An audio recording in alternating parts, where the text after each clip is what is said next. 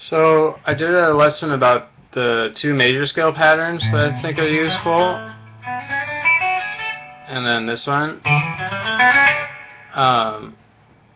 I used to know a lot of scales, and then over time, I think just as experience kicked in, I kind of started realizing what I needed to know for this type of music I liked to play, which was either more finger picking, like folky stuff, or sort of like indie rock, I guess you would call it, or just lots of different styles, because I'm a guitar teacher. I started to realize just scales weren't that helpful. I mean, these two I use all the time for chord construction, like if someone wants me to play a chord and I need to figure out what it's called or how to build it on the spot, you need to know this major scale. And then the one right here. There's another one on the 4th string if you want to build like smaller chords, but I tend not to need that either. And then for the minor scale, which this video is about, I mean, like, I could think about it.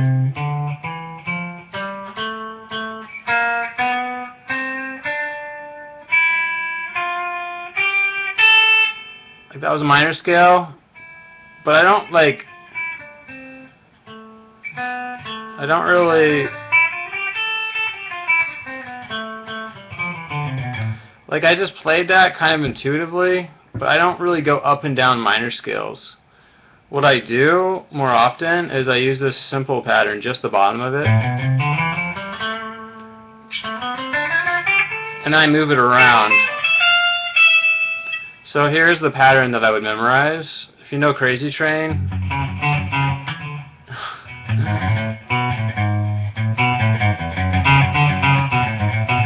if you know that, you already know the minor scale pattern. So like down here, it's basically down here for Crazy Train would be 2, 4, 5, 2, 4, 5, 2, 4. But I would learn it up A minor. It's more useful. A minor is a really common key. So 5, 7, 8, 5, 7, 8, 5, 7. So what I'm saying is that what I do is I use that pattern, then I do it again here if I need it up higher, because this is the octave. Remember when you hit the B string, things shift over, so watch. You expect the notes to be right there, but it doesn't sound right. Because what happens, the B string is like a little conveyor belt, it moves stuff to the right by 1. So far we have, and then you come over here, and then you have the last pattern just right here. You could keep going, but really, like up here is good enough. So let's say you're soloing in minor, you can either start to use your ear. It's better to kind of learn to do it by ear. So if it was A minor,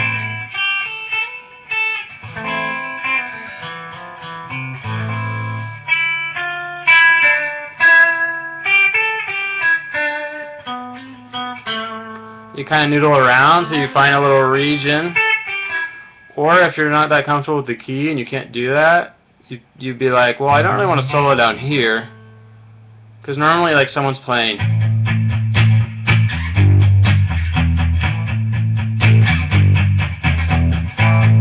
That could be like a minor power chord progression, so you don't really want to be soloing down here. Like, you know, it's just kind of like in the person's way. So then let's say you want to make a mid-range solo. Just take this little minor pattern. And this is the root note that's making it minor, so it would be like this pattern. Super easy to remember. And even if you just started with that, it could be like,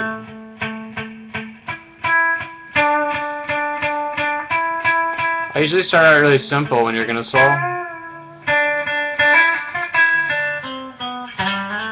And then as you start getting more confident that you know that you're doing something, you start adding notes in. So the one note I add in a lot is, you go down the whole step for the natural minor scale. So, oops.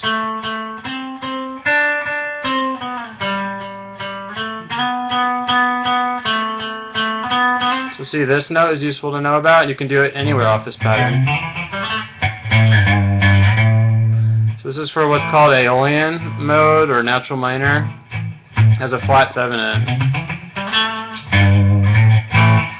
Or more often when you're soloing, you jump up here. So like if it's A minor, this note's A, and I'd use this pattern. And then there's that flat 7. And then I just start kind of...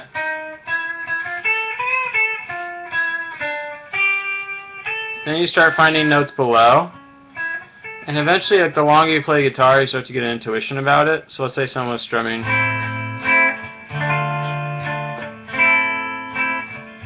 A minor to D minor, maybe E7. So try to imagine that. I wish I had a little loop of this.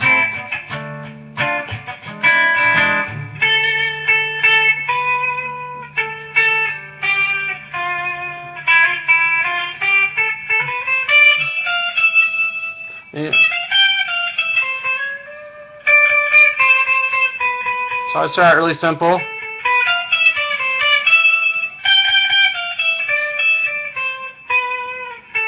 And then maybe what you can start doing is finding notes down lower. Now how do you find notes that are lower? Well, one way is you just do it. You just stop caring about making mistakes. So you'd be like, no. And the more you do it, you start to kind of get an intuition, so that when you're playing with other people, it doesn't matter as much. But the safer way to do it, and the way that I think, the way that I'm kind of cheating when I say I just know a little scale, and I don't really worry about these big patterns, because I just didn't find them that useful. What I actually do is, even though I'm up here, and I have this little scale, I'm also starting to imagine A minor shapes, like this. Here's an A minor shape. Or this, there's like the fuller shape, or I know that there's an A minor right here. So knowing your bar chords, then what you can do is be soloing.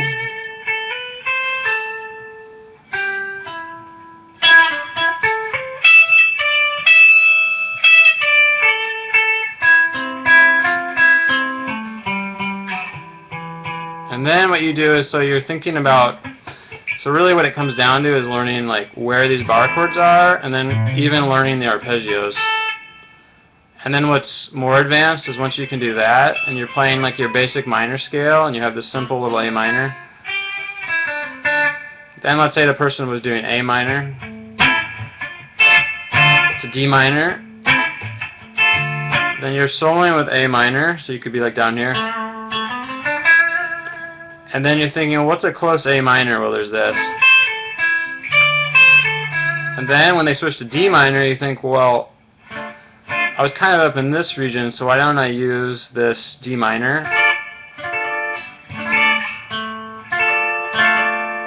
There's a D minor shape.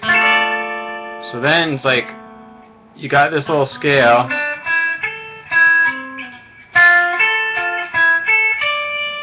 And then what you're going to do is start soloing off the chords instead of like a scale. Like, so the person's on A minor,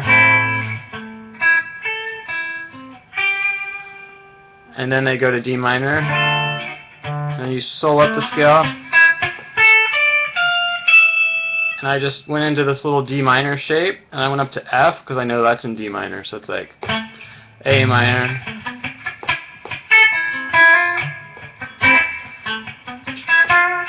D minor,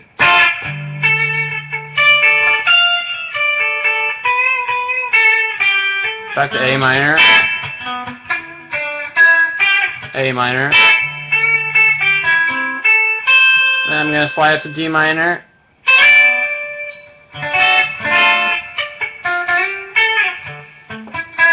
and then you start to make really cool riffs, because when you think in terms of chord shapes, you can do string skipping much easier than, I don't know, when I learned this method of doing scales, I made up really lame stuff, in my opinion. But if you want to be like a lead guitarist, like I never consider myself a lead guitarist, I was more like, I would do like rhythm stuff and come up with riffs, so to me it was cooler to have like riffs that were kind of like blended with the chords, like.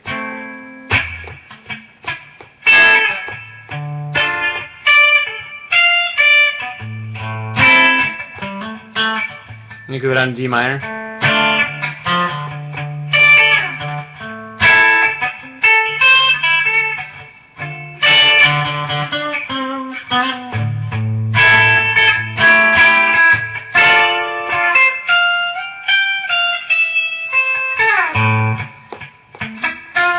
It's really hard to do this on the spot without really a song idea in mind, but so the way that you learn to do this is you learn this minor pattern, then move it around. So you need to be able to find notes on the guitar, like this is A, this is A, here's A, and then you need to start learning little triad shapes or your full bar chords. But when you learn the full bar chord, you need to visualize little pieces of it, like, because this is like too much knowledge. Like, you're not going to worry about this, so you need to really be thinking more just about this, and then be able to see the little pieces of major scale or minor scales with these little shapes, and then be able to start thinking about like A minor, D minor, and then you could go to E7. This is a weird one. A minor.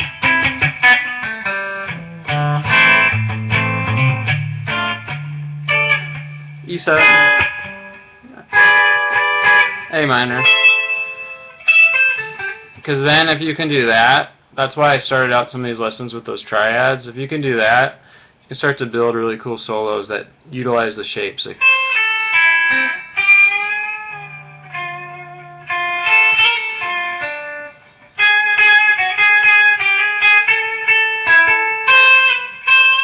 and you can start, one other last thing I'll say that's real cool to do. So let's say you know you're going to go to D minor. What you can do is also bend into the notes instead of like, or slide into them. So let's say you're on A minor. Let's say it's A minor. You gotta imagine this, D minor. So let's say the beginning solo is, and then instead of going to, you could slide, like, this guitar is a little hard to fully bend. That's going to sound really bluesy. But you could just slide into D minor. So you can even slide like 2 notes. So D minor. Maybe I could bend E to F.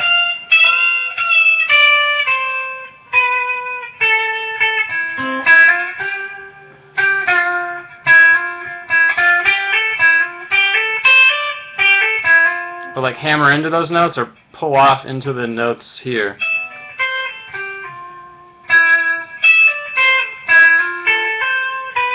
This note sounds cooler.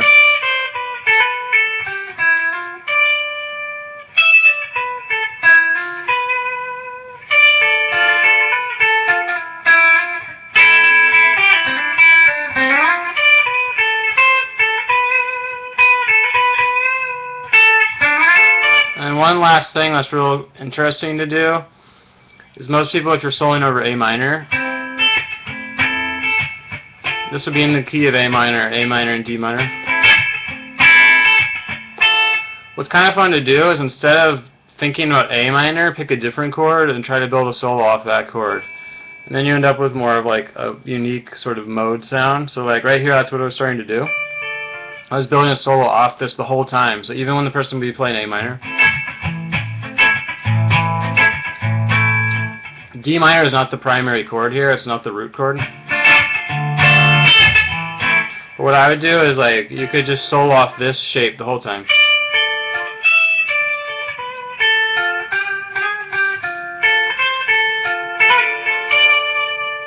And then you get some